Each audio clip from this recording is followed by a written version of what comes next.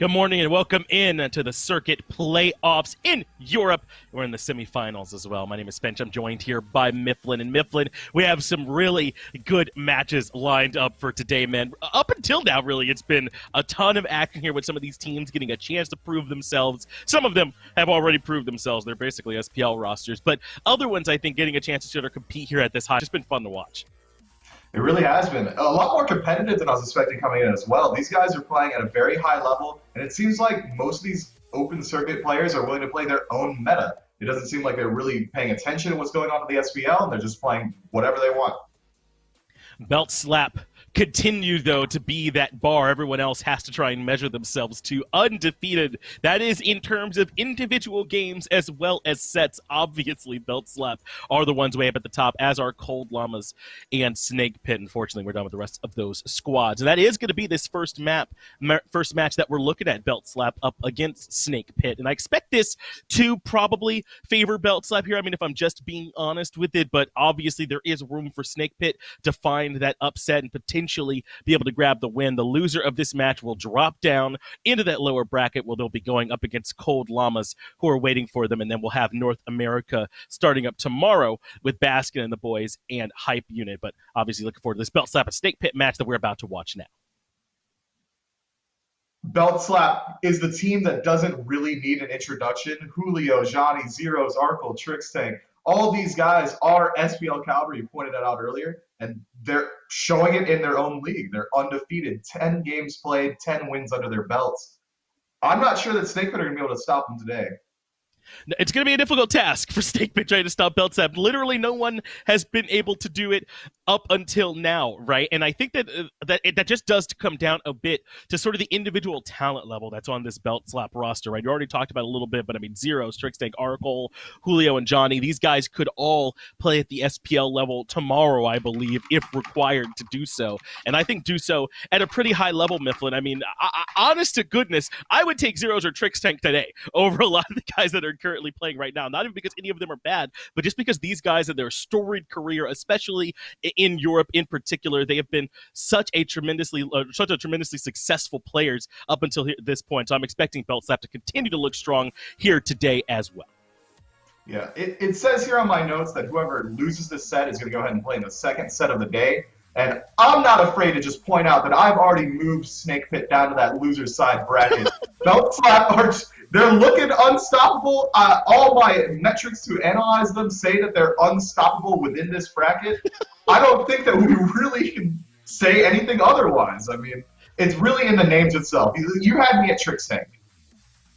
And I think that there's a really good chance this could come down to the jungle matchup, Mifflin, between Dzoni and Ice Ice, because Dzoni, for me, right, he was this big star player on that other roster, on an Optimus gang roster when he was part of that team, and then he was showed that when he was able to be on a roster full of other really, really high-level SPL top-tier quality players that he could still elevate even to that level, Mifflin. So I'm right here waiting to see what Dzoni can do for this roster in the most important match this team has played as a team yet, as obviously each match as they go on becomes progressively more important. And up against Ice Ice, this is the kind of guy that on Rival, even when they were struggling, when he was part of the old Rival, that I thought was able to still make game-changing plays to sometimes straight up will them to victory. And maybe he can do that same thing here on Snake Pit with still a really strong roster around him and maybe even take down someone as strong as Belt Slap. You were wondering what Dzoni was going to do. He's already making his play known. Snake Pit ban out Kali and Bakasura in the first wave. Both are guys that Dzoni been playing literally non-stop in the league. When you have a jungler that can just soak up 2 off-meta bans off the rip, that's really showing you that that's who Belt Slap like to play through. And it's been that way for a long time for Dzoni, where you don't want to let this guy get someone with hyper carry potential. It used to be the Alquang for him for a long time. It just doesn't seem to really matter. As long as it's something that he can single-handedly run the game with, he'll comfortably pilot it and turn the game around. So Snake Pit trying to limit those available options by banning away some of those late-game carries. They'll pick the Ullr first off, who has become a bit more of a popular pick here lately for his flexibility, for his ability to run the early game and still do plenty of relevant damage in the late. But Belt Slap have picked up 2 gods that kind of tell you don't get to interact with us. One of us by saying you cannot damage me, and the other one by saying you cannot damage me when I'm up in the ultimate. So it can be tough to try and interact with either one of those gods. But in return, they give up Horus. That's another fantastic pick that you normally see in this first pick phase. That's going to give you global pressure. That's going to give you single target CC. It's got a lot that's going to be able to deal with this Camazotz. If he finds the knockup, what's Camazotz going to do? He can't bat out of health. He's already in the air. It's going to be a little bit hard. And I really do think Beltslap is going to take this Camazotz into the jungle. So this Horus might be able to deter some of those dual lane ganks. Potentially Camazotz jungle. Could be fun to see. Merlin somehow gets to drop all the way down to 6th pick. Still, that's just because Snake Pit valued the Raijin a little bit over that Merlin here at this point, but these are both so strong. Merlin gives you that slight edge, I would think, in terms of your objective DPS and ability to burn that quickly, whereas Raijin maybe gives you a little bit more control. And in terms of his late-game poke damage, almost uncontested, I would say. So clearly that is what Snake Pit is trying to value here, is that late game that is very powerful from this Raijin. There's a lot of single target CC coming out from the Snake Pit. If this Ullr finds an axe, it's instant follow-up from the Raijin. Horus finds any form of CC, follow-up from the Raijin. That long-range artillery is going to come into play very easily. But what you have to be worried about right now is how is this Raijin going to peel himself out? Horus isn't the best peel god in the game, and when there's a Camazotz and a Kuzenbo on the other team, you know they're going to be running directly at your mage from minute 1. Yeah, so that's why I'm a bit surprised that they are choosing to go with this Raijin. I mean, if he's up in the Taiko drums, it's going to be so easy for Camazotz to find him there in that spot. We'll see how it ends up going when Beltslap starts to look at him later on. It's the Hachiman locked in for the Hunter role here for Beltslap with the Rom and the Honor both banned away. They'll take that safe option who's relevant in multiple stages of the game. So far, both these compositions seem pretty good to me here, Miff. I don't see any major missteps or anything like that or anything too valuable that's given away as Snake Pit round out their draft with Terra and Susano, so still getting really strong junglers, even a lot of assassins taken off the board here too. Both of these rosters should be able to come into this last match here well equipped. A little bit more dive going to get picked up from Beltslap inside of this Guan Yu. They've got a safe Hunter pick inside of this Hachiman, but Snake Pit pick up the Terra and the Susano, as you point out. That gives them initiation and some peel for that Raijin. We've talked already about Game 1 and how big this match could be. Well, let's get the action started. Dolston, take it away from here. Happy to do it, Finch. Thank you, Mifflin, as well. Game number 1 between the Snake Pit and Beltslap kicking off. Dolston and Gormiser on the Smite cast. And Gore, this is sure to be a fun one, but it's maybe an uphill battle here for the Snake Pit. I mean, you got to remember, this Beltslap team, they haven't lost a game yet in the SEC, much less a set. So it's a matchup we've seen, but not one where the Snake Pit has come out on top just yet. So should be a fun one, but Beltslap certainly come in as the favorites. And you also have to take in the fact that even though that hasn't happened for them yet, that was also true yesterday when they ended up going up against Cold Llama. So it's not something that's far-fetched, realistically, for Snake Pit to maybe turn it around and cause a little bit of a surprise, just because they are causing upsets. At least this week they've been causing upsets, and that's looking good for them. Well, we've seen so many interesting starts, I think, from the supports in this meta, and this is certainly no different. Trixtank is going to invade the Snake Pit red buff here and will secure it down. And it's Angry, who's somewhat aware, but can't really do much for it, has to back off. So an early invade paying off for free there for Trixtank. I'd even say he's angry about it. I mean, losing your red buff as a mid laner early on does not really make you that happy. It's definitely going to lose a lot of pressure over to Zyrhoes on the other side. Merlin's going to have that good clear coming through, and he's got his own buff to make that even easier for them. And more importantly, Trixtank left the smalls next to that camp, so you not only don't get the buff, but it's not on a respawn timer yet either. They have to go clear that. It's still going to be a little bit of experience and gold for them, but the longer they wait, the less time Angry has that red buff. And I feel like that's just what we've seen from Beltslap. Obviously, so mechanically skilled. But it's those small micro decisions, I feel like, gives them the small edges in every game, and then their mechanical skill kind of pushes that up and over the side. So great early start there from Trixtank, who's now being aggressed on, stunned down twice. Dazer will be following up, looking for the first blood, but has caught plenty of damage in the meantime. Arkkyl will return some damage onto the retreating Horus. Both supports will escape with about 200 HP, but this is a matchup we've seen a lot over the last few days, Gore, that this Horus into the Kuzenbo matchup. Yeah, and honestly, I can't think of anything that's going to be worse for wear, especially early on for Trixtank, just than having Dazer being able to run in, stun him, and shred his protections, and then Spudio can run in with the stun lock and dump his damage down. It's just going to be very dangerous. He has to be a little more cautious at this level, like 2 through 5, when he does get engaged on or where he's looking for an engagement, just because the lockdown might be a little too much with that protection shred from Dazer to, well, realistically burn him down. Play it slow, make sure you have that ability to throw some of that spike damage back a little later, and he'll be fine as it goes on in the game. Well, Trixtank running the Kuzenbo. Obviously, I guess improved turn radius, I suppose, is kind of how you look at Kuzenbo now. And it's kind of that idea of you sprint at either Dazer or Spudio and just turn them right back around into your minions, and they take sometimes just too much damage to even fight back. I mean, Kuzenbo, Tokyo Drift, that's where we're at this point. and it is that idea, like, if Trixtank can get the right grab with the right setup, especially with the clear that Hachiman can bring as he levels up, he's very safe, which means it's just going to be free poke at that point, which you can either then use to try and find a kill, try and find some damage, take Dazer, like, maybe to half, or you can use it to find pressure in the lane, clear the wave a little faster, then see what jungle camps maybe you can go and invade. That's why he was able to get to that red buff a little earlier. And though we haven't seen that same level of aggression from Belt Slap, Trix has been playing like that since the beginning of Smite. He's always looking for that. I mean, from launch tournament to now, the only thing that's changed is the god pool that he's playing. The mentality behind the play is still there. Well, unless my eyes deceive me, you bring up the red buff. Zyrhoes was able to rotate over for his second this game, and the Snake Pit just now are able to clear off and hopefully come off of cooldown their first secured red buff of the game. So still feeling the pain from that early invade from Trixtank. Yeah.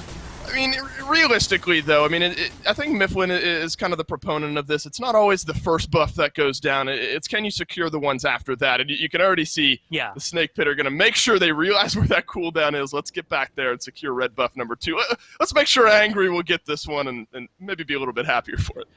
I think Zero's showcasing the importance of the timer more than anything. Like, being able to get the oracles off cooldown, just free vision, right? And that's where the jungle comes into effect. Stealing a red buff the first time is nice, but like you said, and as Mifflin says, it's not the end-all be-all. Like, I'm not, oh my god, Angry, I've already lost the game because I lost my first red buff. It's just, oh, now I'm going to have to, like, kind of chill for a little bit. They have the timer, so hopefully they don't get aggressive and invade it, but they didn't even get the timer since he didn't clear off the minis. So it was kind of, what do Belt Slap want to do with this? And it was just strip away that early game potential for clear, let Zyrhoes get a little bit of farm ahead. It's paying off. He's level 7 versus Angry's level 6, so he does have that lead in his favor. And it's letting this Merlin kind of coast into the point where he'll be able to get his items online, get that damage online. And that's kind of scary to think of. Once Zyrhoes gets comfortable, he's going to be able to play aggressive. He's going to be able to make rotations, and it's going to cause some trouble for Snake Pit. There's a potentially slight rotation from the Snake Pit over hanging near that red buff side. There is some side lane ward coverage over by the side harpies there from Belt Slap, so they'll be able to sniff out maybe an impending gank here from WorstTurttle. Dazer likely opening up the fighting here, WorstTurttle in tow. But good warding from Belt Slap will keep them back and safe and sound. And I think that'll be a fun interaction to watch as well. Dzoni on this Camazotz. Obviously, the big conversation around Camazotz is the flexibility that he brings, solo lane, jungle, whatever it may be. But this time around, Dzoni loves his hyper carries, and he's got one in Camazotz. And it's the survivability that's going to come through as well, as they're going in on Dazer. Maybe even finding first blood for it. That's a nice double knock-up and the dash back to safety. So Dzoni finds the gank, but Dazer taken down into the skies. He goes and he completes it. And he makes his way out. About 150 HP remaining on that one. So you love the double down there from Belt Slap. Dzoni getting aggressive in this long lane, but unable to find that first blood. Well, it's kind of what they need. Actually, a lot of what we saw yesterday from Snake Pit was WorstTurttle focusing a little on the Hunter and helping the duo lane out. And granted, that was in a different matchup. That was when you had Hazer coming in and replacing the former support genetics for Cold Llamas, so it was maybe something that you could like abuse in that lane. You shut down the Hunter, you know the support's not going to be able to carry as well, so we can take control of that. But you can see he does at least list a little bit over here, trying to help sure that Spudio and Dazer don't have too much trouble, especially considering Spudio, it's such a high investment, that Transcendence early on for Ullr, that It's not necessarily the easiest of goings at the very beginning of the game, so Arkkyl does still have control of this lane now that the supports are starting to rotate out a little bit.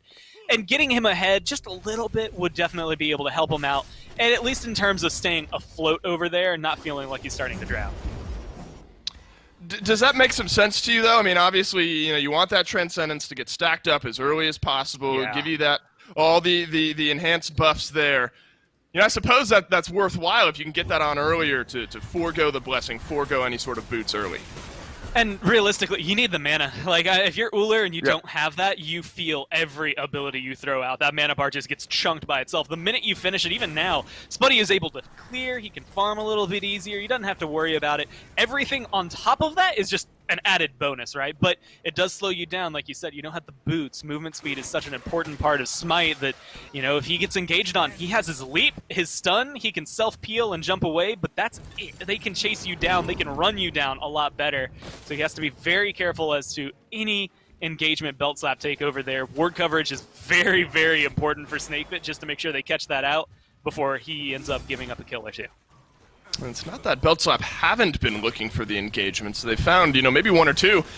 I'd argue Snakepit are happy with maybe the way the first 8 minutes of this game has gone. Belt Slap, a team that has been able to find early pressure, find a few early kills, and really snowball that out forward. There was a red buff, invade there. Looks like Belt Slap may have been able to confirm that one. We'll see if anyone from Snakepit makes their way over there. But underneath the Tier 1 tower, I've spoken too soon. Dzoni dives down onto Spudio, but WorstTurttle wants to keep going. Dazer is here. Knocked up his Arkkyl, and he'll end up falling down, only to death as Hazer is awaiting on the other end. WorstTurttle trying to make his way back. Dzoni leaps himself through. He's able to stay alive as well. Tycho drums from Angry, swinging into Zyrhoes in the backline, and it's a 2-for-1 trade for the Snakepit on a great rotation from the mid lane, and Snakepit pull themselves a couple of kills back and maybe lose one in the meantime as Trixtank will re-engage on WorstTurttle.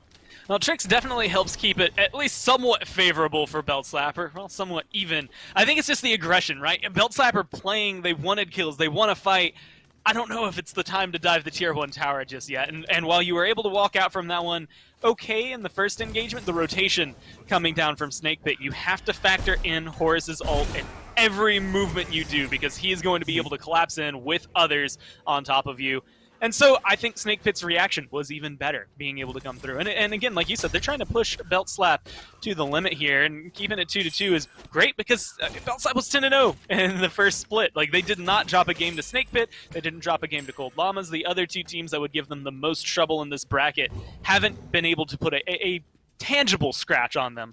But they have done this in a lot of the games. The problem I have is that Snakepit yesterday, the first game they played was a kind of slow, long, fought-out match, and they lost that one. The ones they won were where they were in control, where they were able to get aggressive and kind of play the hard game that they wanted to.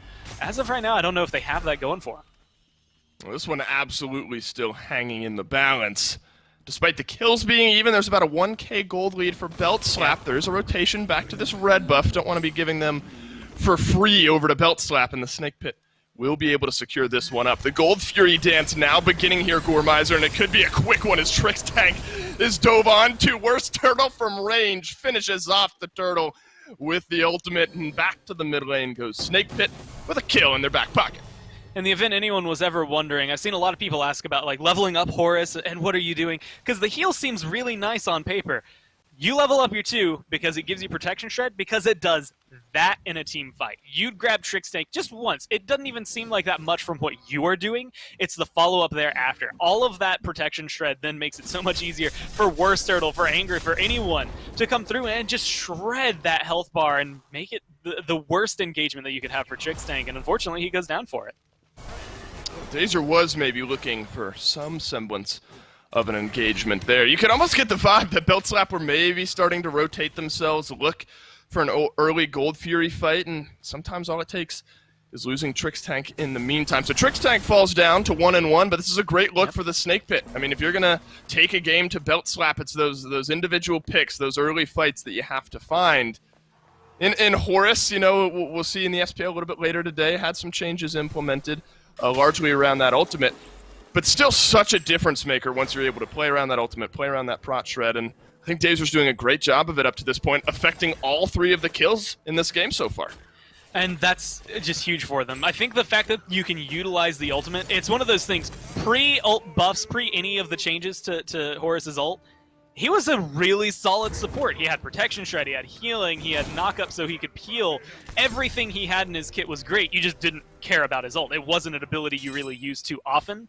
And then that got a buff, and so obviously he skyrockets. And when you see a team use him properly, I think that really opens up the door to all of the access you have. If you're looking for a pick, which in this game I think is very important, trying to shut down Julio, Dzoni, and Trixtank slows Belt Slap down so much. Trix can't go in and just run you down and try to find the push because Dazer's just going to stun you, or worst case, knock you up and then stun you. It's not going to be very easy for them to get that engagement that they want, that this composition wants early on. And so maybe they have to play it here, Belt Slap that is, for the late game chaos. Kind of wait until maybe Dazer uses that stun on someone else and maybe inappropriately so that Trixtank can get in there and find that push, because otherwise it's going to be able to kind of counter him out every step of the way. Yeah, that's the tug and pull we've seen, isn't it? Where either Belt Slap look to move in largely through Trixtank looking for an engagement. Even if it's in this long lane, it's a lot of Dazer kind of countering out what Trixtank looks to bring. And I like another point you bring up there, slowing down Dzoni, because in their games yesterday, Belt Slap, I'm not saying they were riding in the backpack of Dzoni here in the jungle, but I mean, you talk about late game carry potential, and this guy's got it all. You know, some games pushing, he finished 11-1 in one of their games yesterday, so the fact that he's 1-0, I would argue is a win maybe for Snake Pit 13 and some change minutes into this game. Now, these next big fights, I think is where Dzoni is going to maybe have an impact and start to elevate himself, or WorstTurttle and the Snake Pit are going to continue to get the best of him. I think these next few minutes, or the next big team fight maybe, is where this Camazotz is going to start to sink or swim.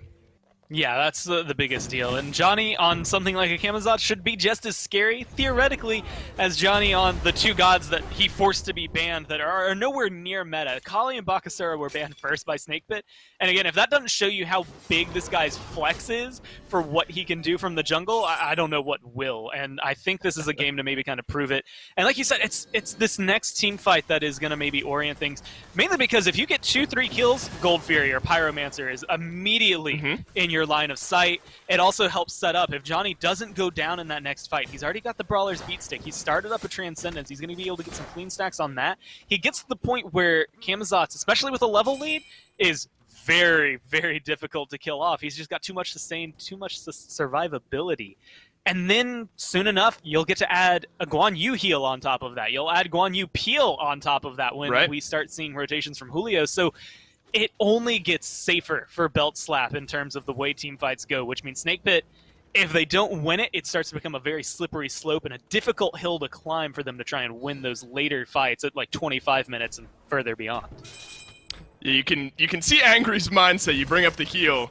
Yeah, let's go Divine Ruin first overall, please, to try to mitigate some of that. You brought up Gold Fury, and Gold Fury is started now by Snake Pit. 50% HP as Belt Slap rotate in. Terrorem will dash forward and try to root down some members here of Belt Slap who are able to disengage. But Trixtank, you can't quite say the same. Has to pop the ultimate to get himself out alive. Continued aggression from Snake Pit. Haven't found a kill just yet, and they'll peel off the Fury at the moment. You know, what's kind of been interesting is Belt Slap's farm has completely changed the game. Their lead has dwindled from that 1,000 that they had, but I'm mainly looking at Trixtank. Yeah. He was down a level earlier, and now he's actually taken a level over Dazer, which might come into play here. He has that Thorns available for this engagement.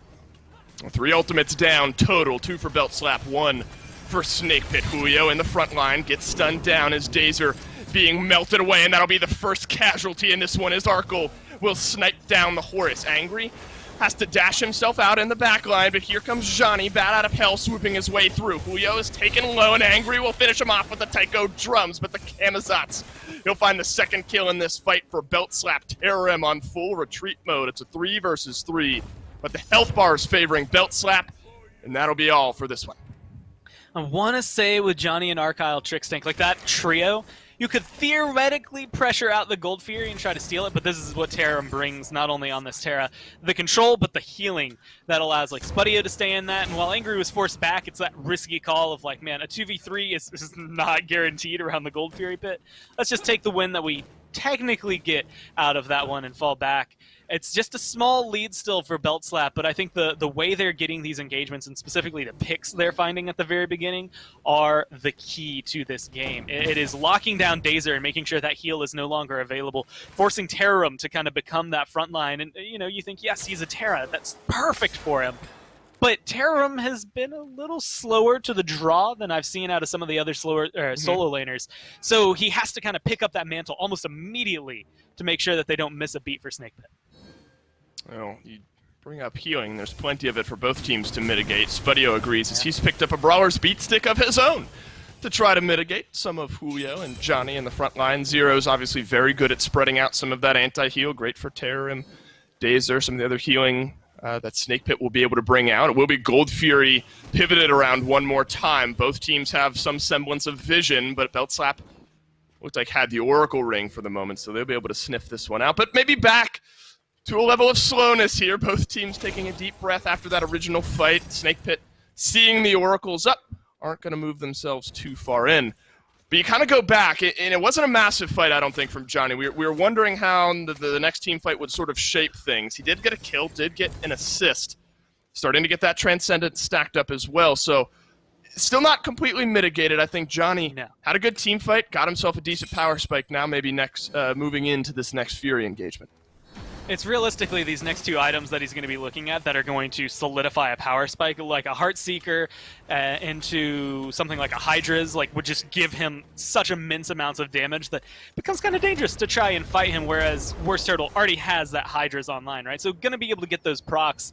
But it's also interesting to see that because he's going to have difficulty, I want to say, fighting the way he wants to, just because of the fact that Spudio, he did this yesterday as well, is going for kind of just an ability build on Ullr as opposed to the standard hunter like you see out of Arkkyl, where he's got the Devo's gloves, the Executioner. They're building up the brawlers, like you said earlier. It looks like he's going to go into something like a Jotun's into a Titan's Bane. Like, he's going to have a lot of pin, he's going to have a lot of cooldown, and it's really built around how many abilities can I throw out. And since he got that mana from the Transcendence earlier, he's going to be fine. He has to use the beads as Trixtank found an early push on him just a few moments ago. Yeah, it's, you know, I bring up Dzoni a good bit. It's you can't forget about WorstTurttle. I mean, you talk about Susano in the late game. Easy 1v1s for him. Gold Fury started up though. Snake Pit fashion. Dazer takes it away. I'm not even sure he'll pay with his life. Bat out of hell for Dzoni. 1, 2, 3 swoops down. Arkkyl will finish off that kill. Great knock-up, though, from WorstTurttle on the re-engagement. Belt Slap have the numbers advantage, but they did lose the Gold Fury. In the meantime, suddenly it's retreat as Arkkyl nearly taken down by Terrorem. Dzoni stunned through, but will leap his way out of this one. Had to use the beads. Looks like Belt Slap will get out alive, but they're limping, Goremeister. That is a Fury stolen away by Dazer. I don't know if you hear that way in the background, but that's Dazer screaming from the mountains that it was worth. Because, yeah, he's going to go in on a whim, it feels like, there, to be able to grab that. I mean, there's no chance that you tell me Horus is going to steal that, but the knock-up comes through at the perfect time. It just has the right amount of damage, and no one was there to zone him or lock him down. I think they were underestimating it, and honestly, Horus doesn't do a whole lot of damage, so I don't blame them for being in that mentality, but he makes it through no problem, and now they're looking at actually a pretty big deficit as it comes through. That's going to be able to swing things, in my eyes, over, at least in terms of control, to Snake Pit, because of the way the fight goes afterward, right? Belt Slap are in a pretty aggressive position. They should be able to find something off of it, but they didn't. They're trying to now find something in between the Tier 1 and Tier 2 towers over here in the long lane. Julio will be tanking up a few of the shots. Terrorem will dash forward. Rotation in from the Snake Pit. Watching in the wings is Angry, who won't have to Thunder Crash forward, but will now as Arkkyl has already fallen. Julio takes to the ultimate and will be able to escape back to safety. Another great rotation from Snake Pit in an over-aggressive extension there from Belt Slap.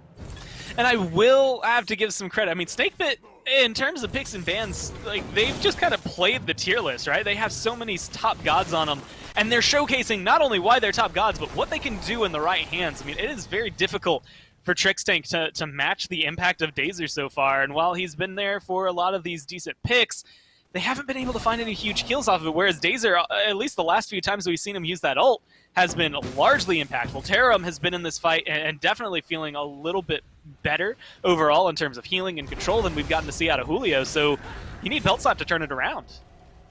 Well, Beltslap were thinking about turning it around underneath the Pyromancer. Still at half HP, but has been reset. Dzoni, no bat out of hell for this fight. Big difference maker in that tool. Julio stunned down and taken quite low here, but we'll have the ultimate to get him out alive one more time. Another defensive ultimate here, and another ultimate from WorstTurttle looking for the execute. Unable to connect really on both. But now it's Pyromancer looked at by the Snake Pit.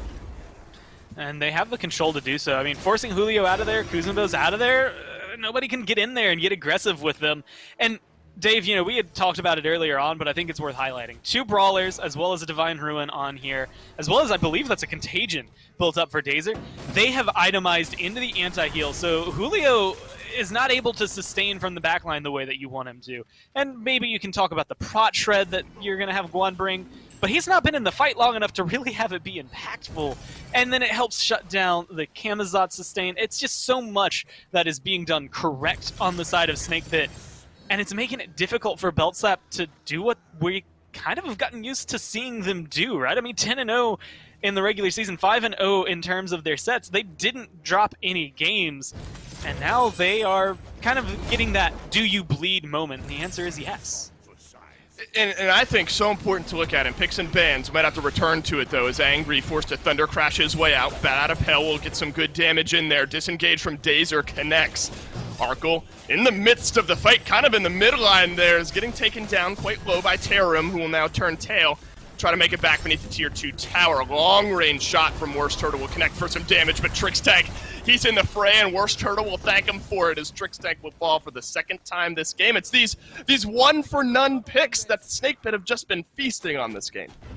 And it's always going to be whoever Dazer can help find a pick on, right? Or maybe it's just going to be Trixtank because he has to get into the fight and into the team in order to find anything. The biggest issue right now is, you know, I mean, you were alluding at the beginning of that fight going back to picks and bans, but it's something I said yesterday. This Kuzenbo, especially when you prioritize it over something like the Horus, has to do something mighty impressive in order to warrant that high of a pick. And I haven't really seen it this game so far. In fact, I've seen maybe the opposite, where because of his kit, Kuzenbo keeps putting himself in a worse position, and Snake Pit have been able to capitalize on it at least twice so far. Yeah, the play from Dazer is certainly impressed, and that's kind of the mindset you need on the Horus. Only Hunter's Garb to stack little damage mitigation. The deeper in you choose to fight as Beltslap maybe try to collapse back onto you. I mean, the number of times I think we've seen Julio pop that ultimate defensively is maybe more than we've seen him dive in. And in Picks and Bans, we talked about how between a Guan Yu and a Camazotz, you want to be diving in, running at the enemy team, and they just have not been able to do so. So much counter back from Snake Pit. Seems like Beltslap are playing Snake Pit's game, and Snake Pit seem to be in control, and they'll try to flex some of that control on the Oni Fury here. Beltslap just kind of watching in the fray. Terrorem close by to provide any roots if need be. Remember, first Fury stolen away by the Snake Pit, but slowly playing this one, and the Fury will be reset. Got to admire the patience here from both teams. I like the fact Trixtank kind of, again, playing the opposite of what his god wants to do. He's slow rolling this one, not jumping in. Julio, especially with his ult, probably the better one to have an engage, especially in a large grouping like that. Get a nice big stun and potentially opens up the door. And they're still looking for blood over here. They want Dazer. And Dazer doesn't want them, and he'll be able to dash his way over to Terrorem as long as some ally is within range, and usually is for Horus. He'll be out plenty safely here. Oracle's expiring, and Oni Fury pulled one more time. No ward coverage, but Beltslap obviously know what's going on here. Trixtank in from the backline, pushes Spudio forward, who has to use the beads. Thunder Crash defensively from Angry. This time as Spudio is taken low, stunned down, and deleted from the map. Terrorem now is the one 1v4ing in the front line with Beltslap, and Zyrhoes will finish him off. WorstTurttle looking for a 1v1, unable to find it. Taiko Drum swinging through from Angry, but it's Julio now on the chase. This is what we expect a Guan Yu to do. Dzoni will finish off the kill. That's a killing spree for the Bat. What a fight for Beltslap, taken 3. And they have to throw out pretty much everything to get that, but it leads to so much on the map. That Oni Fury, probably the most important of them all, but 3 clean kills, being able to kind of, again, get a good iron grip on it, and showcase what the team can do when they find the picks they're looking for. Trixtank didn't go in for the setup that time, instead went for the peel to let someone else do the setup. Julio was able to come in, cause a lot of trouble for everybody on the side of Snake Pit. And now Oni Fury gives them pressure across all 3 waves. They can come over here, and there's no Pyromancer, Dave. They want the big boy. They're going for Fire Giant.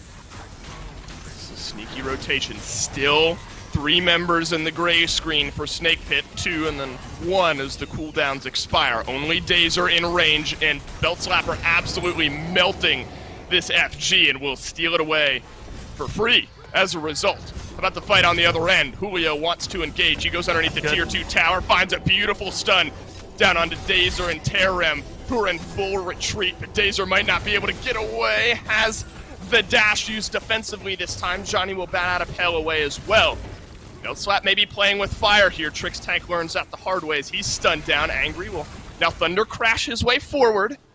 And there is, a faster route to get here. WorstTurttle and Terrorem moving themselves in. Dazer will take to the skies and launch his way down. Arkkyl defensive use of the ultimate to try to get out alive. WorstTurttle knocks up a few. Beautiful play from the Snake Pit jungler, and Terrorem will finish off the kill onto Arkkyl.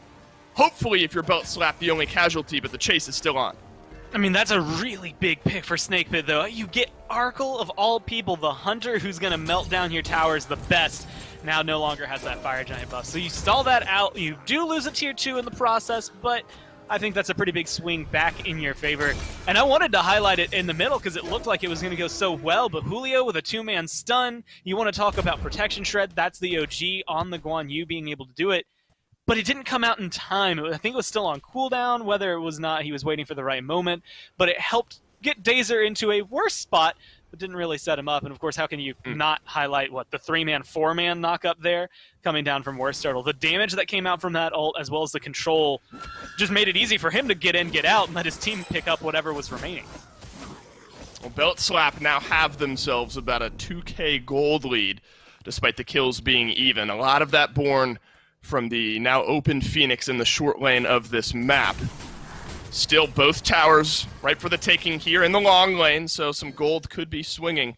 But I think you got to look back. Love that call from Belt Slap on that FG. Even the fight ensuing. So much action, you got to wind back the clock a little while, I think, even to look at that Fire Giant. Take the Fury, go back to base, and then the split-second decision-making of, hey, I think we can make it there, melt it down in time, and nobody's going to be able to contest us. That's what I think has made Belt Slap so successful here.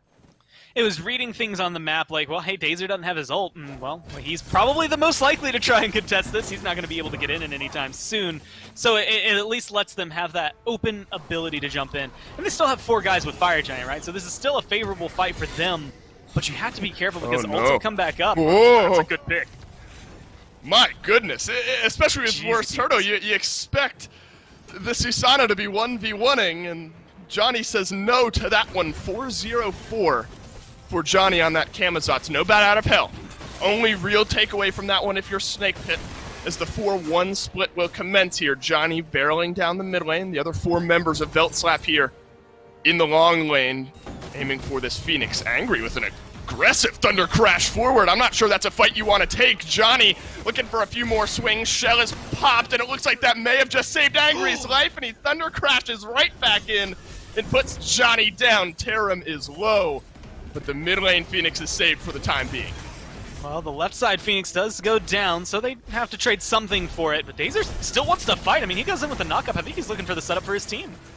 Yeah, he blinks in, knocks up a couple in the front line, but the follow-up not quite there.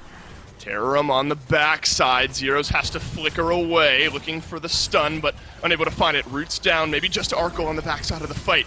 Is this the re-engagement that Belt Slap are looking for? And the answer is no, but a Thunder Crash from Angry will plug away some good damage. Blinks being exchanged here. Trixtank may be moving back just to delay this fight. He's stunned down. Can you get rid of Terrorem in the meantime? Belt Slap are certainly going to try to, but it's Trixtank who ends up dropping down. WorstTurttle in range. Blinks all defensively across the board as Dazer looks to drop ship the team underneath this tier 2 tower. The knockups are in onto Zyrhoes, and he's stunned down and taken down by Spudio. Not before he's able to trade out 1.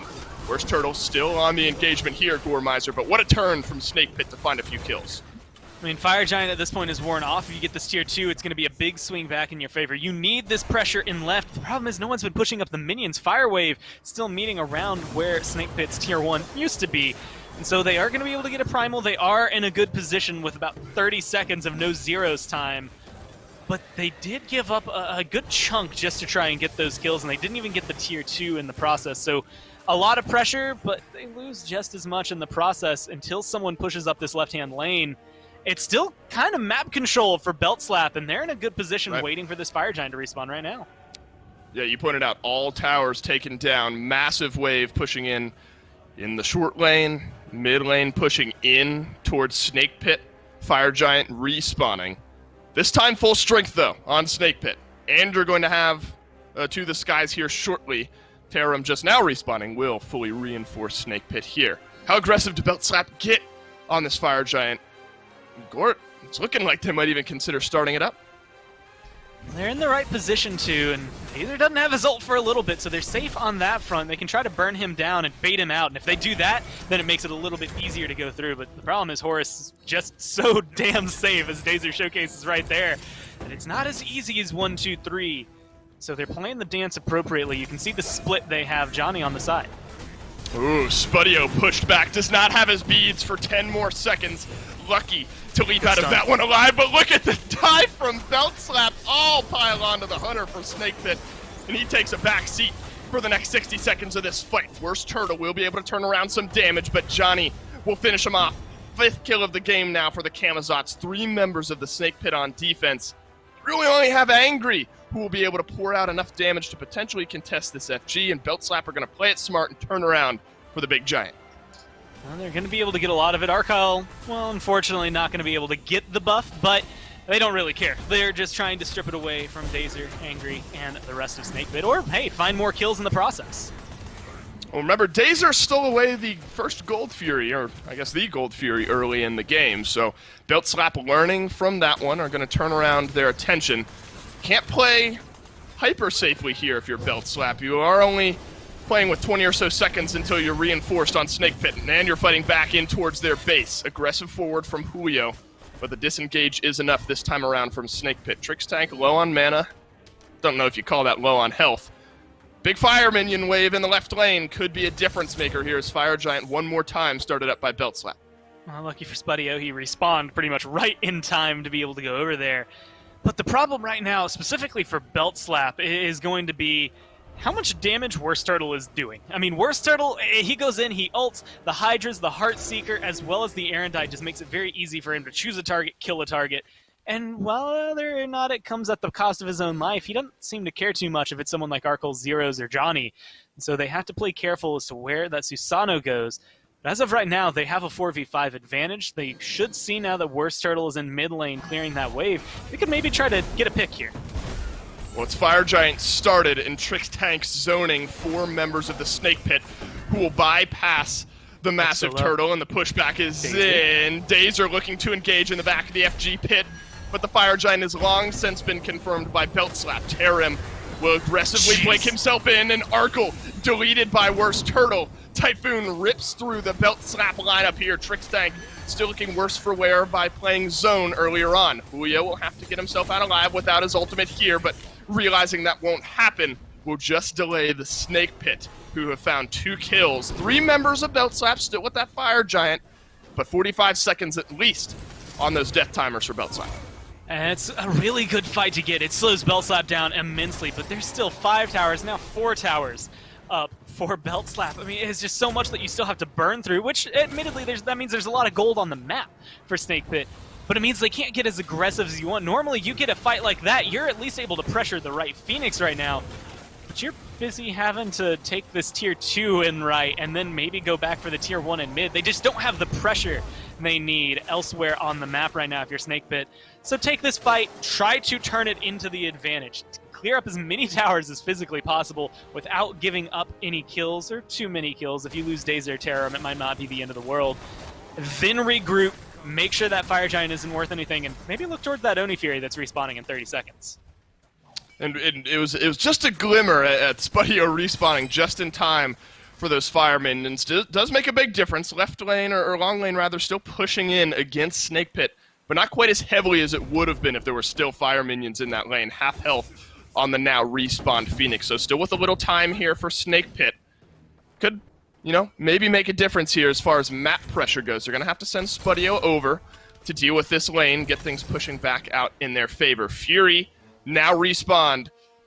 Two very important members, though, still with this Fire Giant buff, Goremizer and Johnny and Zyrhoes. Trixtank, of course, as well, but not all is lost just because Arkkyl doesn't have it. Johnny does catch a knock up here, but will leap his way away. How heavily do you want to engage on this Fury? The answer is heavily if you're Trixtank. That's a blink forward into the back line, and then a knock up thanks to the ultimate. Terrorem 1v4 elsewhere on this map. Trixtank is taken somewhat low by the Taiko drums, but Johnny has found the dive. One final swoop is all he needs. Terrorem down, Angry down. That's a double kill for Johnny. 7th of the game. WorstTurttle, maybe the last bastion of hope here, as Belt Slap find 3. Now, normally with the low health bars that Trixtank and Arkkyl have, I would never recommend aggressing onto WorstTurttle. But if you don't, he's just going to do that. He runs into the backline and has no issues shutting you down. You have to get rid of this jungler. So luckily, Zyrhoes does find the kill, but you lose your hunter again in the process. But hey, you mentioned it earlier, the two people that you want to have it, at least still have it, Johnny, Zyrhoes, Trixtank having the sustain so he can stay in the lane. I'm looking at a couple Phoenixes, Dave, and they do not look healthy enough to stop this onslaught. Yeah, they're looking a little bit nervous right now. 3 members still with the FG buff. 20 seconds at the shortest death timer here for the Snake Pit.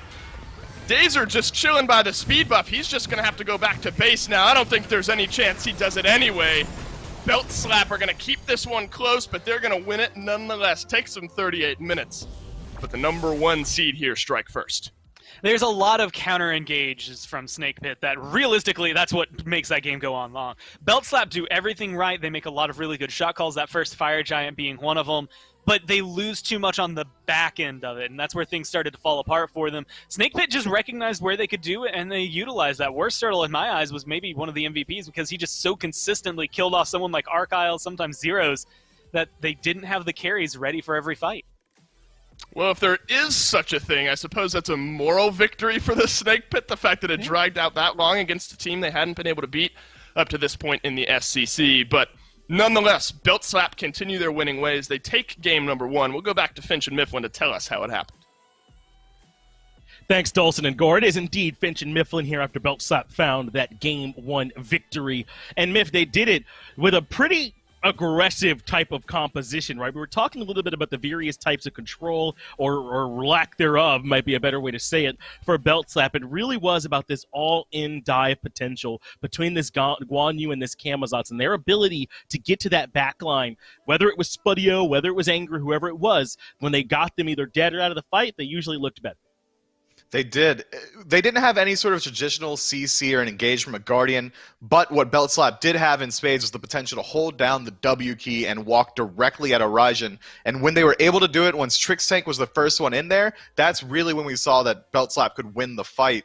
Outside of that, Belt Slap also just play the map a little bit better naturally in the early game. However, Snake Pit do get the early objective steal, and then they control Gold Fury from there on out. Unfortunately for them, it wasn't quite enough to leverage a huge lead. The largest lead Snake Pit had that game was about 3K, and Belt Slap didn't really seem to respect the gold lead or XP deficit at all. Took every single fight, lost a couple, but still win the game pretty handedly.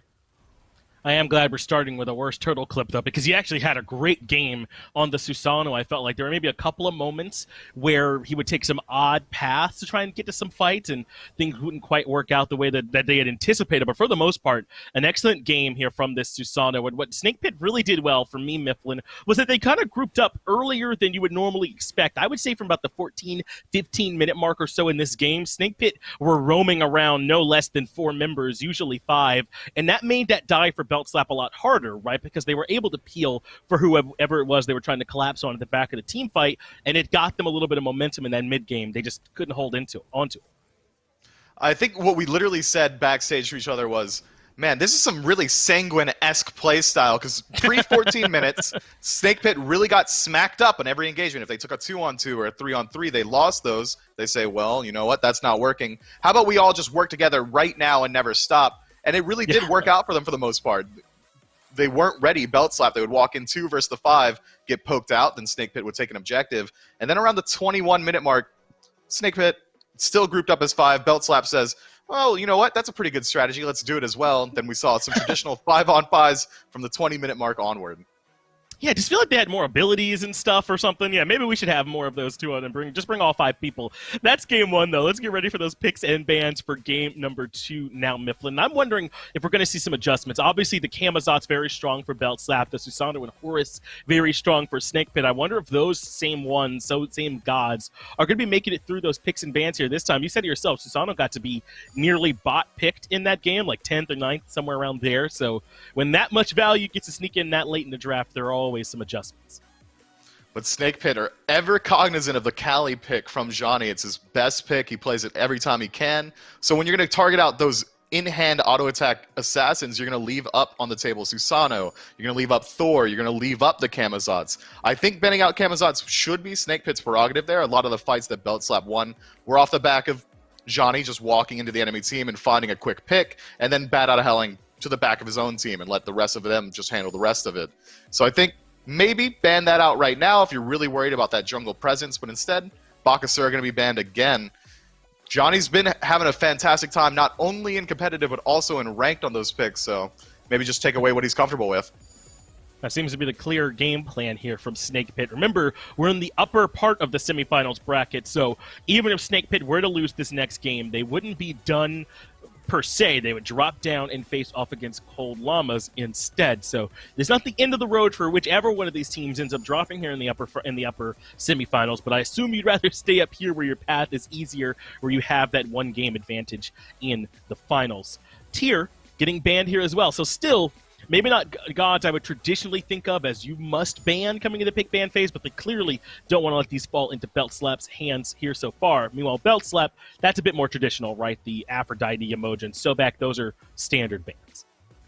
Belt Slap looks to me like a team that watches the SPL and says, well, that's probably the best way to play the game, so we're going to do that. Snake Pit says, We're going to play our own style and see what we can do. Taking away this Kuzenbo early, I really don't think Trixtank was the huge determining factor for Belt Slap, but maybe Snake Pit just don't want him on that comfortable dive god. He did have a very good time just separating Raijin from the fight, being really annoying with the Thorns and Reflect. But when you take away Kuzenbo as your first pick, you leave up all these high priority picks for Belt Slap to take. So they get Camazotz. They might even go for an early Merlin pick here. It's decent to go ahead and take it away from Trix, but I'm not sure it's worth the trade-off. Yeah, maybe even Raijin, since clearly Snake Pit valued that over the Merlin last time, but that's not the call here from Belt Slap. They pick up the Ullr instead, who we talked about has tons of burst damage, was putting up plenty of relevant damage all last game, but just as I was just mentioning, Snake Pit preferred between those 2 mid laners the Raijin, so maybe it would have been a good job or good chance to take that away from them. Angry actually had a pretty good game on it. Some of that, I think, comes down to target selection. Belt Slap was much more comfortable killing Spudio, it seemed, than the Raijin, but still, Angry had a good game on it, and I have no problem with him running it back. He was able to play incredibly safe as well. If you notice those fights, he's constantly either holding S or holding W in the opposite direction, while Belt Slap just try and chase him down. Then they have to switch off targets. Spudio was usually the one that was a little bit out of position, so Angry gets to free cast in the fights. Snake Pit's comp is looking really safe right now. They got the Jing Wei. She's going to be the most safe hunter literally possible, so that's a decent matchup in Ullr. She won't have to fight him literally ever, but Ganesha is going to be able to just expedite a little bit of that process, silence her out, make sure the airstrike doesn't come through, she can't dash away. It seems like Snake Pit really want to focus their attentions towards the 3v3 in mid with the draft that I'm seeing right now, rather than taking the fight into the long lane. It's interesting. They go for a safer pick for Spudio here this time, and I wonder if part of that call is, or Streak Up rather, the hunter here from Spudio, they specifically want to try and get him into a spot where he can't be the one they dived, like we saw from last game, and then still have plenty of late game relevance as well with this Jing Wei. So I got to imagine that's part of what they're considering, but maybe that can make life harder for Angry. Like I said, I mean, I don't think that it was stellar positioning by any means that meant that he didn't get dove. I think they just picked someone else. And if the other target is less viable now, then it might be Angry hunting season here for Belt Slap. He just lost his 1 lightning rod to absorb the aggression, and now really it is only Angry that can be dove on the squad. You're not looking to hit Kuzenbo, and you're probably just not going to have the opportunity to hit Jing Wei. I like what Belt Slap do with the second phase of bans. They take away a safe soul laner, and they remove Terra. That Belt Slap showed last game that they were willing to play completely aggressive, and Terra has some of the best counter engage out of a Guardian in the game. Might as well remove her. She can't drop that huge lane-wide route. You can't stun off the targets, and that ultimate won't be a real big heal damage deterrent for the enemy team. I like what they're doing. Snake Pit pick up Guan Yu. A little bit of a desync on their comp, if you ask me. Kuzenbo's going to be looking to dive. Guan's going to be looking to dive. But Raijin and Jing are going to have a very hard time getting into that backline, playing safe with their tanks, and finding the damage. Yeah, they must be planning on getting it done kind of on their own then, right? Or hopefully Raijin can find some long-range damage that can hit too, but he'll be largely contending, I would have to think, with this Camazotz in his own right. So that's kind of how it comes down to me, right, is how do those two separate engages go and who's able to overcome their battle and then help out on the other side a little bit sooner, right, between the backline of Raijin Jingwei dealing with this Camazotz dive, potentially Mulan, and then how does Belt Slap's backline deal with the Kuzenbo, Guan Yu, Unbat's devastation that will be coming their way. Kukulkan getting picked up, that's something we haven't seen in recent times. The recent nerfs really dropped off his pick rate. But Speed of the Nine Winds is really easy to land when you have Ganesha just locking someone down in place, when you have Mulan locking someone in with a root and then a knockup. There's plenty of CC set up for him, but he's going to have a hard time dealing with the dive as well. Only the speed boost is going to keep you away from that Guan Yu. Looks like Johnny going to be getting a chance to run back the Camazotz here one more time. Does Snake Pit have the answer in game number 2? Let's hope they do if you're hoping for a game number 3. Belt Slap slowed down but not knocked out in game number 1. Still Dolson, still Goremizer for game number 2. Lots to look at, I think, here, Gore, and maybe no better place to start than in the mid lane. Angry, decent game on the Raijin, game number 1. Yeah. Some good engagements, Thunder crashes aggressively, defensively, but more so his counterpart and Zyrhoes. Obviously, Merlin, a tried-and-true pick that we saw in Game 1 now. Kukulkan, a pick that, remember early on, SCC qualifiers, Kukulkan was the pick. And recent nerfs, things like that, dropped him down a little bit, but Zyrhoes still feels confident in what he brings. And it's really funny because I'm looking at all the nerfs that happened this year. It was way more than I remember because they happened so periodically that came through. It was like, okay, well, let's touch the whirlwind damage a little bit. Let's make sure that Zephyr isn't a 50% slow when it's at max rank. And it's like things like that make sense. But realistically, it was the fact that Spirit of the Nine Winds got a nerf to its cooldown, so it's in 90 seconds now, as well as a little bit of the slow immunity now, well, not ripped from his 2, but his slipstream is no longer as safe as it used to be. And now that it has a little bit more cooldown on it, it's a little more difficult, I think, to make sure that you don't get caught out as often. And considering what we saw at a WorstTurttle last game, I'd say that maybe actually spells some danger here for Zyrhoes, because one really good Fear No Evil locks him down.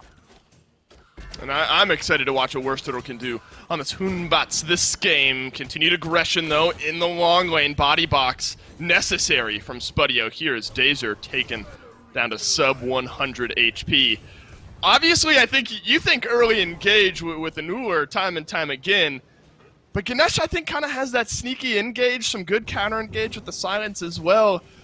All it takes is one stun on through, and then you chain that with an Arkkyl axe, and suddenly you're maybe looking at death. So good setup potential, I think, for Belt Slap here in this long lane as well. You also have to look at the fact that it's great clear already, right? I mean, Arkkyl has, just Ullr clear, which is already pretty solid. Granted, again, mana is going to hurt a little bit early on, which is why he goes for the Mage's Blessing here. But it's also the fact that Trixtank is going to be able to throw that out right there, the ball, to run it down and make sure the damage is there, and it just makes it so much easier to get pressure here. Ganesh, also somewhat mana hungry, though. Have to be mindful of that, but look at this aggression from Arkkyl up, down onto Dazer. No follow-up, though, from Trixtank, but let's make this Kuzenbo as uncomfortable as possible, and Dazer's already popped all of his pots. So if you want to stay in this lane, you're going to have to do it unhealthy and underneath this tier 1 tower. Now, this is the next big rotation, I think, Gore. Purple buff's just now respawning. Can Belt Slap transition this pressure into a purple buff? Oh, we'll have to wait and find out, but it looks like maybe instead just kind of pushing through. Trixtank will be the one moving forward, trying to steal that one away, and looks like he dropped it down. The first steal of the game! 245 in. It's a small one, but still annoying nonetheless for Snake Pit. I mean, it's one of those little wins that becomes a big win because of the pressure it can then give you. Not only are you now winning the pressure in that lane, but you've now taken away their buff. They lose a little bit on edge there. You get yours. Everyone's happy. It works out for Belt Slap this time around, and nobody will go through and pick up that purple buff. Second steal of the game happens a few moments later as Johnny will rotate over to the blue buff of the Snake Pit, and there's enough pressure in the short lane now from Julio to drop down the blue buff on the right-hand side of the map. It's all these small things that could potentially start to add up here for Beltslap, and maybe add up into first blood as Dazer is stunned down. Still hasn't been able to go back to base just yet, maybe sensing an impending rotation from WorstTurttle. Arkkyl will leap his way away. But now you look at the big buffs for these laners, haven't been able to get confirmed for the second time around. And Beltslap continue to find this pressure elsewhere on the map that converts into different advantages. And Johnny, he smells blood in the water, and he sees it now. Go, Johnny! And he blinks through onto Dazer. He'll get pushed back. One more auto, maybe two is all he needs. And make no mistake, Johnny will find it. Great rotation from the Beltslap jungler. He was over stealing blue buff just a moment ago. How's he suddenly down here in the long lane? That's stunned down onto Spudio, but a Thunder Crash forward immediately met with a Fear No Evil. But hey, bat out of hell, I'm going to turn in my get out of jail free card now, please. And Johnny will swoop away. First blood in tow. Yeah, ticked right into level 5 at probably the perfect time with that kill, being able to have that just to stay safe. And they forced the Fear No Evil onto just Johnny, of all things. So all that stuff I was saying about Zyrhoes maybe starting to feel uncomfortable once level 5 comes around, hey, that's out the window, at least for a few more seconds, maybe a minute now he has to play around with, where he has no fear from WorstTurttle being able to drop him down and at least CC chain him. The damage is still going to be there and still something he needs to worry about. But he's fine. He's doing exactly what you want out of a Kukulkan right now, which is, hey, I'm going to sit back and farm, and then eventually I'll ult, and whoever I hit is dead, period. Or it's an objective, and I've secured it for us. That's something Beltslap are going to have a little bit stronger than they had with the Merlin. The Merlin is going to be great for that shred and helping confirm things like the Fire Giant that we saw in that last game, at least in terms of burning it down faster than Snakepit could react to it. But Zyrhoes is the, I don't care whether you're here trying to contest it or not, that's ours. Yeah, I'm going to delete the remaining health from that objective, please, and I'll have to see if Zyrhoes is able to do that. I mean, I guess on the back of a game where it's Dazer who swoops in and takes away Gold Fury. Certainly maybe not at the forefront of Beltslap's mind, but always helpful to have kill confirm that doubles as objective confirm. Rotation from Dazer now from the long lane over to this mid lane, 3v2 here, as oracles are now looked at by Trixtank and Arkkyl from the long lane of Beltslap, and they'll be able to confirm that one down. Staying aggressive. Dazer in, but Dazer out. Has to use the blink. Only Dharmic Pillars drop down by Trixtank, but relatively low enough cooldown. Won't be worried. But you gotta love this Beltslap aggression. Blood in the water. Let's keep searching for kills. And forcing Dazer to use the blink defensively, I mean, they've been able to kind of utilize that. He used his blink once earlier on, and it didn't amount to much. And now, forcing it away from him just opens up the ability for them to play against this Kuzenbo so much more casually. Like, they don't have to stress about it. They can just kind of shrug him off. He's not in a good position to find any picks. As long as you know the blink is down, he can't go behind someone like Zyrhoes and push them out of the tower line. So Dazer is kind of stuck in that awkward middle ground where you're like, all right, I've got set up, but they got to misplay first, which makes it a little awkward. I'm just going to sit here and wait on the side and hope something happens.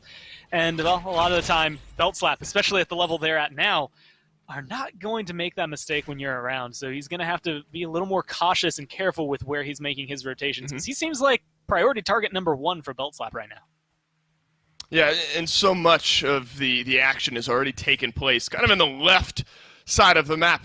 You split it right down the middle, thanks to the handy mid lane.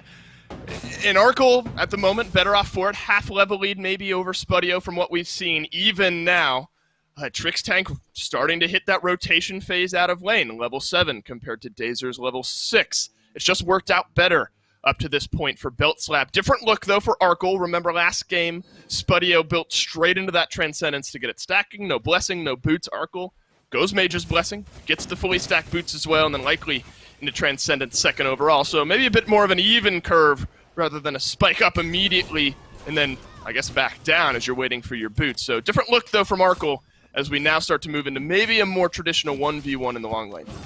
And it's that push and pull, right? I mean, once he gets Transcendence, he's going to have no issues with mana, but Mage's Blessing helps keep them afloat early on, and the fact that he went for the attack speed boots, it was a little bit of aggression here and there, and you can feel that Arkyl's going for kind of more of a standard build. I doubt we're going to see like a Heart Seeker on him like we saw Spudio pick up.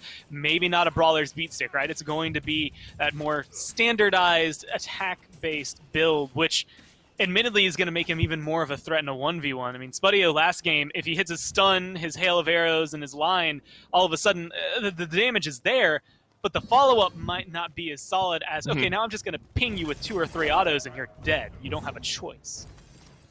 And there's a difference build-wise. I mean, it's boots, so take that with, you know, the level of importance as you may, but Dzoni has gone Warrior Tabi, a little higher on the power level. WorstTurttle maybe looking for a little extra speed. Talaria boots, trying to rotate over, make some good use of those Fear No Evils up to this point, because the only one we've really been able to see, remember, was engagement on to Dzoni, who was able to just bat out of hell his way out. I wonder now if we're starting to approach this 8 to 10 minute mark, is where we start to see WorstTurttle open up some of these lanes with some ganks. Zyrhoes, I think we've mentioned, could be a prime target. Does have the beads, but not a lot of mobility outside of that. If they can try to burn the beads maybe a little sooner, do something to lock him down in an awkward spot, then Hunbatz can come in, and it's free real estate for him, right? To be able to run through and just pick it up. But it is going to be the Talaria boots, like you said, allowing that movement around the map a little bit better. The Jotun's Wrath coming in as well to make sure his cooldowns are going to be up, get that ult a little more often. WorstTurttle is starting to turn into an ult machine. That's kind of what he's going to be looking for. And it might not be as, you know, utilized this early on, maybe an ult here and there, but as the game goes on in teamfights, you can start to expect to see a Fear No Evil potentially start one, and depending on how long Snakepit can stay alive, maybe end one as well. It's going to be a lot of control for them, and that's something that BeltSlap are going to have to bear in mind when they use things like their beads or any ability that has CC immunity. In the case of like Dzoni for his ult, you could get caught out. Trixtank maybe is the one who's caught out now. Dharmic Pillars drop down. Spirit of the Nine Winds will split the uprights here, but Angry evaporated from the map before Snakepit really could say anything about it. WorstTurttle in does not have Fear No Evil, and really no chance. As a result, that's a killing spree now for Dzoni in the jungle. 3 out of 3 kills in the game, 3 out of 3 kills for BeltSlap. It's Camazotz is swinging a touch earlier than it did in game number 1, Gormizer. Yeah, I was going to say, you remember how last game we were talking about how important it was for Dzoni to be able to do this? Well, now he's in a good position to potentially get a 4th kill as Spudio, and that's just covering your options, right? You put the pressure onto a Jing Wei, who is one of the safest hunters, and well, unfortunately, she retreats into the waiting arms of Dzoni, who is more than happy to receive the free kill. And you want someone who's 4-0, I can't think of anything better. Now, 2 levels up in the jungle, Dzoni, as one of the biggest hyper carries for BeltSlaps, getting this role started early, it makes it a lot more difficult for Snakepit to maybe find these engagements, considering that Johnny's been there every single time to help counter out what WorstTurttle is looking to set up. Dzoni has taken over the early game here of game number 2, 11 minutes in. Terrorem and WorstTurttle will look to safely secure the blue buff here on this side. I don't know, I mean, it's wildly hypothetical, but is this potentially worst case scenario for Snakepit having all 4 kills for BeltSlap on this Camazotz? I feel like what we've seen a Camazotz even do you know, horrible things to an enemy team. Well, now you got a Camazotz with 4 kills. There's the Fear No Evil and the beads immediately out from Zyrhoes in the mid lane, and that's all she wrote. But Dzoni has all 4. Do you think that's worst case scenario here if you're Snakepit? I think so. Not only did he get that first blood bounty, but now that he's gotten all of these kills, look at the items. It's not a huge difference as of right now, but he has a tier 2 versus WorstTurtle's tier 1 being pilled up in that last slot. So he's going to have a little bit more gold, a little bit more farm to make it easier on him. Trixtank is pinned in a corner. Spirit of the Nine Winds maybe connecting for a little bit of damage. Zyrhoes officially gets the DOT kill onto Dazer instead of Dzoni getting his 5th of the game. So it's an assist for the Camazotz, but now exerting that will elsewhere on the map. Zyrhoes picks up a kill, picks up an assist here in this fight. So Dzoni continuing to rotate through, find some assist. But Snakepit do snag themselves a kill. It's onto Trixtank, so a good engagement there. But, you know, maybe silver lining here, a 1-for-1 trade. Maybe you call it a win for Snakepit at this point in the game. I mean, trading support for support, I think at the end of the day, it's not going to make a huge difference. You really want kills. If I'm Snakepit, killing off the Camazotz is going to be worth so much. Dropping someone that's 4-0 is going to be a nice little chunk of change in your pocket, but also a lot of presence off the map that will just ease your mind in terms of these engagements. But it's gotten even more difficult. Hitting level 12, Johnny's gone for those beads, so Fear No Evil's not going to lock him down as easily.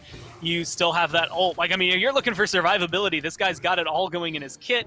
He has his Transcendence now, so he's got a little bit of extra mana and some cooldown on top of it all. It's just going to be very difficult, in my mind, to lock down the priority jungler over there.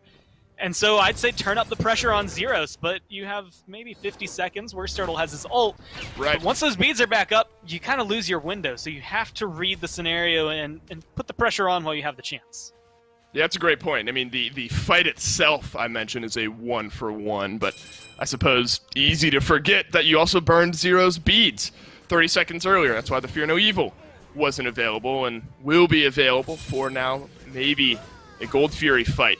Fury stolen away in Game 1 by Dazer, who now blinked in to look to do the same thing here in Game number 2, but the silence is out. That's a great Fear No Evil, sends Belt Slap running in 3 different directions. Trixtank in for death number 2, and Spudio will capitalize, dancing in between the ring of the few remaining members of Snake Pit, but one more Gold Fury started up by Belt Slap, and this time they lose Trixtank at the end of it all. Zyrhoes used Spirit of the 9 Winds and didn't really find too much with it. Kind of split the difference right down the middle. And those moments are going to be impactful in later game fights because Snake Pit right then and there could have just said, all right, let's take the Gold Fury. What are you going to do about it? You can't stop us. You can't do anything. Much like Angry, can't really stop this one from happening. The Aegis will come through, but Bat Out of the Hell is just... Dave, it's just clean. What do you even do? I don't know. I mean, Johnny just walks up to Angry beneath the tier 2 tower. Maybe you have to 2v1 him. In the back, Spudio, oh no, Johnny leaps through, gets the kill, Spudio gets the shutdown, but Johnny takes one with him. The stun on the disengage from Arkkyl, likely enough here. That's a 6-1 Camazotz. It's going to take, apparently, a 2v1 in the back of a Harpy Pit to take him down.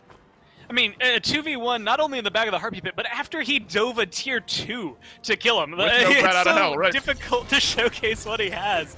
And that was, okay, yeah, you burned his beads and you burned his ult. So, hey, you're looking for windows of opportunity to kill him. That's the one you need, but how often are you going to find him in such a sacrificial spot for yourself where Johnny is going to be so easy to collapse on? Most of the time he's going to be in that back line. Once he respawns here, you expect to see him have a little bit more peel coming from Trix, from Arkyl's stun, from Zyrhoes' slow, the damage numbers that's going to come out of them as well. So that's a good pick. I'm not going to take anything away from you. I think that's worth more than anything for Snake Pit to be able to find it. But you got to do it consistently, and I just don't know if they have that yet. And it is Spudio who gets the kill. A Jingwei that builds into crit, likely working on the Rage right now. Late game, massive damage potential. So you maybe start to see this window opening up. A 2-1 now. On Spudio, on Jingwei, move into some of that crit here in a little bit. Maybe delay out this game long enough to get some more of those items online. So maybe that's the path for Snake Pit back into this game now that some of that shutdown gold has been added. You know, earlier I said that I expected Arkkyl to go something more standard like we saw out of him last game on this Ullr, and, well, he proved me wrong. Crusher's been bought up, and it looks like he might go for a Jotuns, and might help save him and get some stuns in this next fight.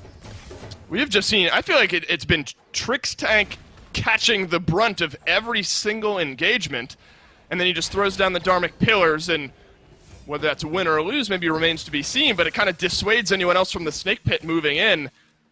Now, I guess the line to draw then is Snake Pit diving on Trixtank because he's the one that's there, or are they, for some reason, identifying Trixtank as the guy that they want to jump on first overall? Either way, it's really been Trixtank at the forefront, and the Dharmic Pillars have been a great disengage tool. I mean, it's a little bit of both, right? He is there, so it's a little easier to try and pull him out more than anything. But it's also the fact that he has a lot of the peel and maybe potential setup for Belt Slap is the way to look at it, right? If you dive onto Johnny and then he grabs you and stuns you, locks you down, or he throws out his ohm and you're silenced, what are you going to do? You can't get to him anymore. Well, look at that cooldown on the Dharmic Pillars, almost back. And there are 2 other ultimates for Snake Pit that are being charged back up. Gold Fury reset Trixtank right back to the forefront of it all. Won't be scared off by the engagement of Snake Pit. Fear No Evil is back off of cooldown. Dazer in range, but Johnny playing Guardian with 6 kills to his name and 1 assist as well. 100% kill participation. Gold Fury will be secured down by Belt Slap, but how about the engagement afterwards? Trixtank in the front will silence down onto Dazer. Dharmic Pillars is going to cut off 1 re-entry path here for Snake Pit. Cavalry charge for Terrorem will fly on through, and Julio will strike for the first time this game. Fear No Evil into the backline of Belt Slap. Terrorem will finish off the kill as a result. 1-for-1, but Gold Fury taken down by Belt Slap. Yeah, that Gold Fury, 1-for-1, especially when it supports, who cares? We got Gold Fury, we're happy if we're Belt Slap. now they're potentially looking for more. I mean, WorstTurttle looking to get caught out here, and that's Bat Out of Hell. Wow, catches one too many shots there from Arkkyl, and Bat Out of Hell will swoop through from Dzoni. Angry quite low as well. The fadeaway from Dzoni will connect onto the low health Raijin. 3 members now respawning for the Snake Pit. That's a knock-up onto Camazotz. But apparently you need, remember, 2 members to kind of pin him in a corner when he's already used his ultimate and he's at half health. Terrorem will look to secure down that red buff. Julio will request kindly that he gets back, but luckily Terrorem will get out alive. So another turnaround, another continued fight after the Gold Fury continues to go in BeltSlap's favor. Gold lead now hovering right around that 5K mark, 18 minutes in.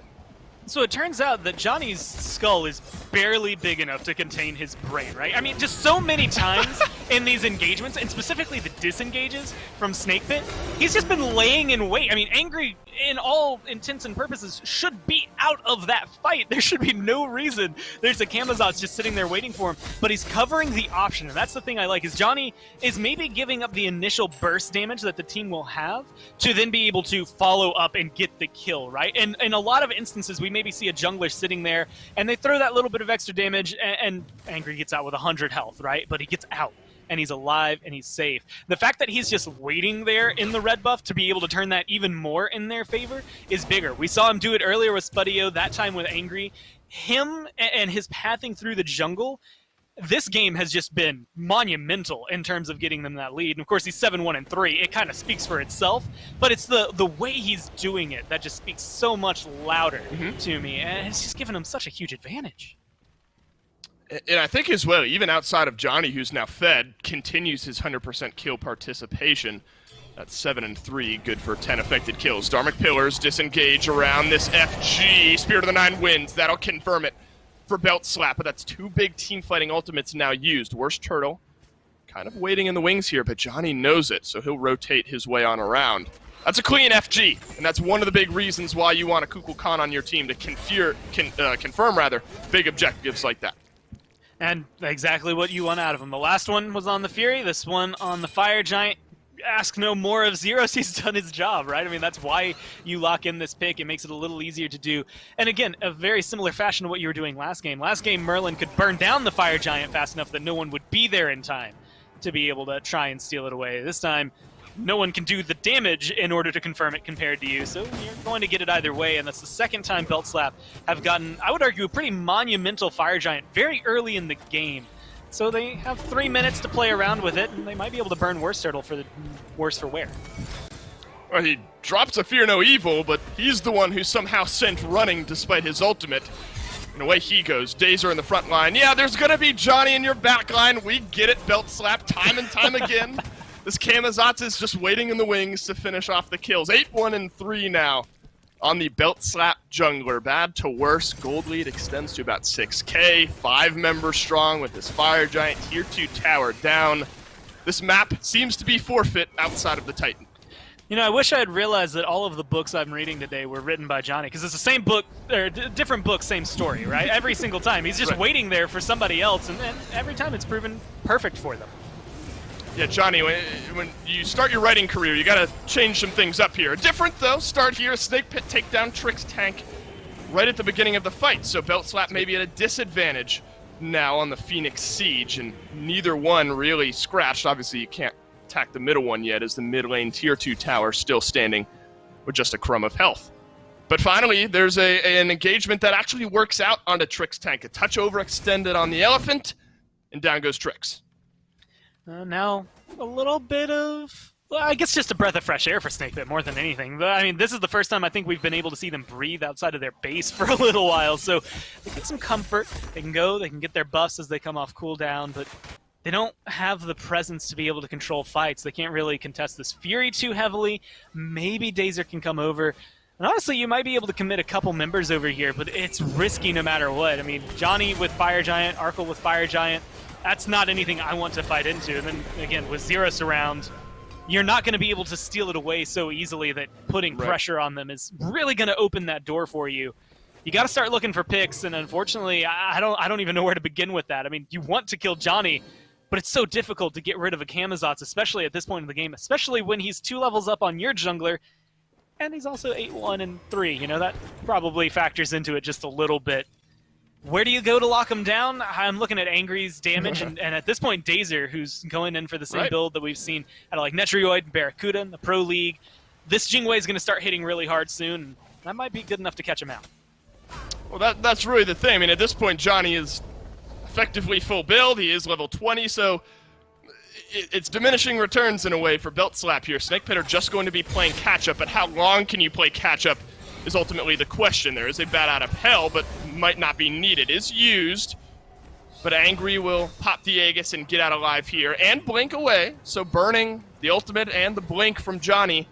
Angry stays alive. Aegis, though, burnt down on his side. I mean, you're looking at Phoenix defense, and how does that look for Snakepit? Honestly, I think it looks fine, but it's realistically just because there's 5 seconds left on the fire giant more than anything. You don't want to push into Phoenix if you're Belt Slap right now. You're gonna fall back and just take what you can as that burns away. But, I mean, they've got what they need. Again, you have Angry being able to do a lot of damage from the backline, Spudio do a lot of damage from the backline, and if you step into a Phoenix and then the Fear No Evil from WorstTurttle pushes you even deeper into the Phoenix, it's just a lot of free damage that kind of sixth man in the team fight for Snakepit is going to be doing. And they have to be very cautious of that. If you don't have beads up, which at the time Dzoni didn't, that becomes such an immeasurable ult for WorstTurttle and for the team on Snakepit to switch this around and find them not only a defense, but maybe finally some solid footing in the game. Well, you can see what the mindset is. Like, you know, the FG will be up in 15 seconds. Belt Slap are going to start moving to the side of the map. Let's get as many of these waves pushing somewhat away from our base as possible, so we're not worried about a wave crashing into our Phoenix, taking those down. WorstTurttle finds an engagement onto Dzoni, but now you've burnt a massive team fighting ultimate looking for a pick on, granted, the 8-1 and 3 jungler, and that's going to open the door for Belt Slap to just turn right around and start up the Fire Giant. But Dzoni reads that scenario so well. He knows how sustainable he is because he didn't even burn his beads. He still has that available for stuns that come through, and as such, Snakepit can't really aggress into him right now. It's another FG and another one confirmed by Belt Slap. Spirit of the Nine Winds is down. Fear No Evil back 50% on the respawn. 3 open Phoenixes, all for Belt Slap's taking, as it's going to be a 4-1 split. Dzoni in the mid lane. It could be worse, though. I mean, this is a scenario. Sometimes in an even game, you know, maybe you just send one person over to counter out that mid lane push. We've seen Dzoni dive 2 people and come out with the kill. It's going to be interesting to watch how Snakepit end up playing around this siege. Terrorem kind of playing floater somewhere in the middle. Over to the mid lane he goes to kind of push back Dzoni. I wonder where the engage comes from. It's Dazer now blinking forward. Trixtank, though, with the silence back. Dazer stunned down, but Julio will end up blinking backwards. It's now 4 split, but Terrorem still kind of playing that back and forth in the middle. Well, Dzoni being able to kind of get a lot of pressure over here might be able to just straight up get a solo kill onto WorstTurtle as he's causing a lot of pressure, and that opens up the door for Belt Slap to get aggressive. Well, Julio pops that ultimate, and Spudio will pop him as a result. Spirit of the Nine wins, plugs a little bit of damage, but can the DOT find it? Zyrhoes does to the tune of a double, and now Dzoni, where else but the backline? A triple for the Kukulkan. And Gormizer, that might just put this game to bed. There is no more Julio, but there is an exposed Titan with 2 members of Snakepit on the defense. Well, WorstTurtle Angry still around, so it does look like the team's going for the safe option, safe call, which is get some minions from mid in, potentially push down the mid Phoenix, but they could end here. I mean, they've got 20 seconds without Dazer. 1 clean kill on either Angry or WorstTurtle means this Titan is so vulnerable that it might as well be dead already. It's getting taken down by the minions right now, and they will just kind of scratch the surface of that one. 2 Phoenixes down, looking for the 3rd Phoenix. Big wave pushing in the mid lane. Big wave pushing in the long lane here. Silence out from Trixtank, trying to counter out any engage. Titan back under attack, but the left side Phoenix is a little bit more pressing of an issue. Thunder crash defensively from Angry. Dharmic Pillars drop down. Zyrhoes looking for a Spirit of the Nine Winds, just won't connect, but Arkkyl will. On to Angry, down goes the mid laner for Snakepit. WorstTurtle does re-engage, finds the kill now onto Arkkyl. Spudio back from respawn has found Zyrhoes in the back of the base. Will pop the Aegis to stay alive, but Spudio will find a 2nd kill in this fight. Now 2 members of Snakepit running away, or chasing rather, 2 members of Belt Slap escaping in the mid lane, and it's a double kill for Spudio. This Jingwei Gormizer starting to hit a little bit right around the end. I'm really surprised to see BeltSlap. I mean, look, you still get 3 Phoenixes there, and trust me, it is very difficult to lose when you've taken 3 Phoenixes in the game. But they're in a position where it's just the jungler, the mid laner that are defending against them, and they already had taken a Phoenix. There were no towers left, or maybe there was still... No, there were no towers left at that time. They could have pushed in right after that right lane Phoenix, potentially gone for the end.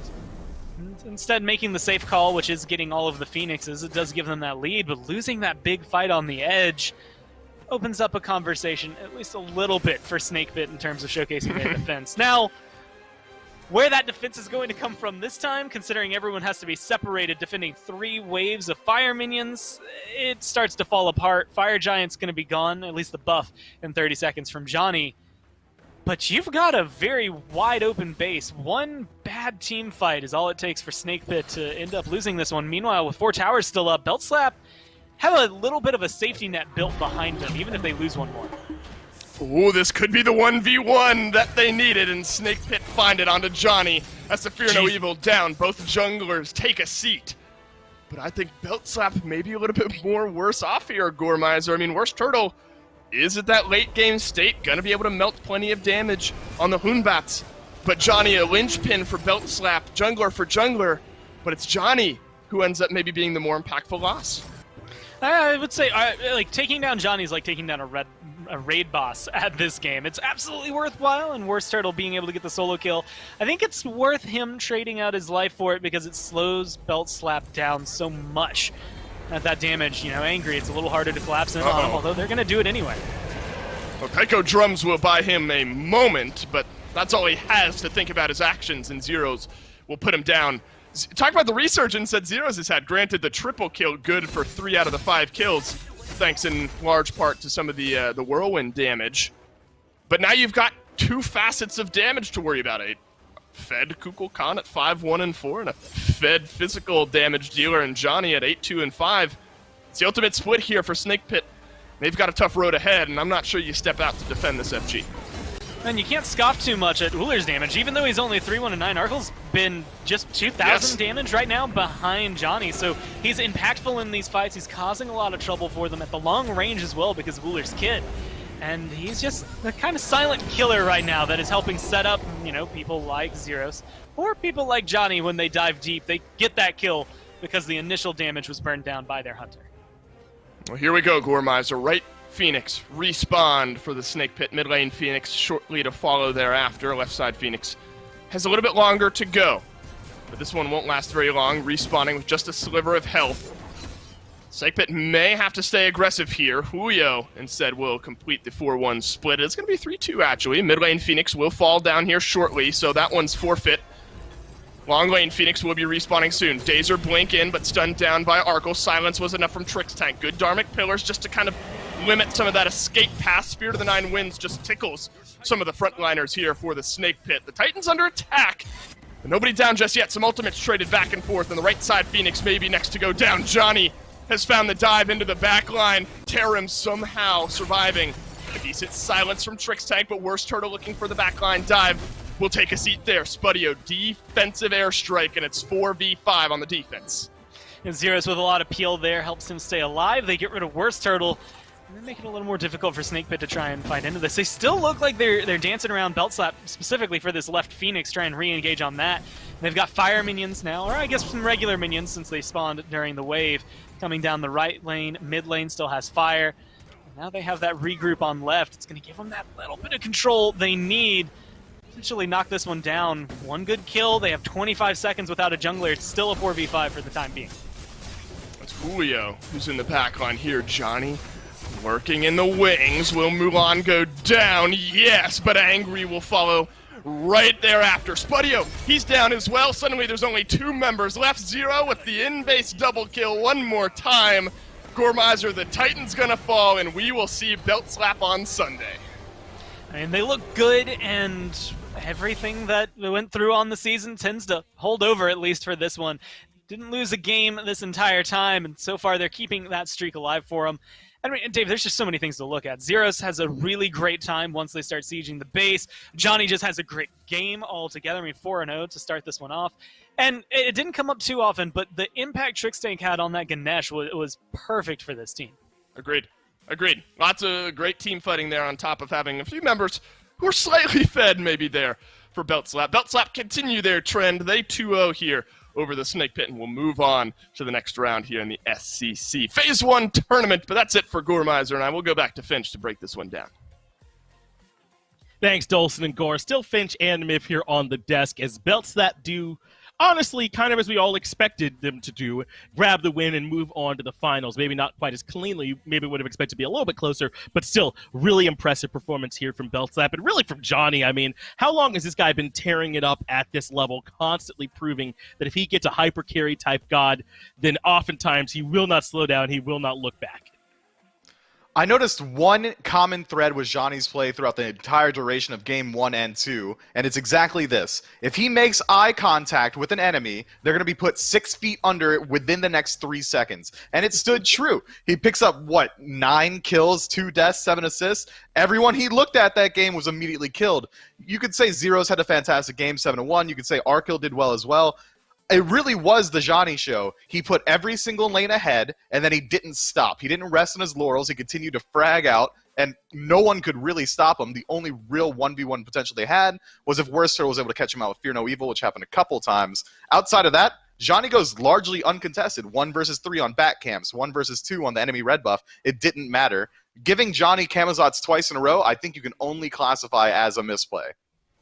Yeah, it's tough, man. I mean, we were talking about it before, and I think you have to very strongly believe that either the Kali or the Bakasura games would have been much, much worse, or else this looks tough, right? Because you just know what Camazotz is able to do and the margin of error that he's got, right? It is a bit easier, I would say, to consistently have these kinds of games on Camazotz than some of those other gods who have to make it maybe the late game or get some items online. So a discussion there, I think, about that type of performance, but obviously sometimes it's just hard to stop a team this good, even when you do everything correctly. And Snake Pit had plenty of their own problems from where I was sitting here as well, Mifflin. I think that WorstTurttle had some struggles getting the same type of big, impactful ultimates he did on the Susano back in Game 1. I also think that Angry was more of a target this time on the Raijin than we saw in Game 1 as well.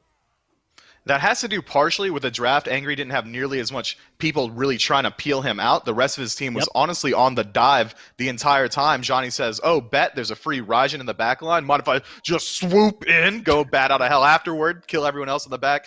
I mean, your comp lacked a little bit of cohesion, Snake Pit, but overall, I'd say they had a very good performance. The little bit of a lack of objective control in Game 2 compared to Game 1, but overall, I'm not too sad with their performance, and I think they're going to have a very decent time in the losers bracket.